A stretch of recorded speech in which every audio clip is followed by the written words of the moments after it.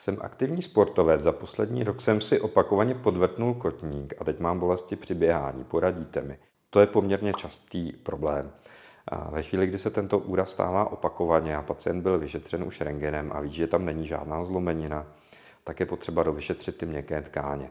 Ty na rentgenu vidět nejsou, to musíme vyšetřit ultrazvukem, zjistit, jestli se jedná o přetržení, natažení nebo jenom částečné přetržení toho vazivového aparátu a podle toho zvolit adekvátní léčbu. Dá se to léčit tak, že můžeme k tomu kotníku a k tomu vazu aplikovat hyaluronát, aby jsme zkvalitnili hojení těch vazů.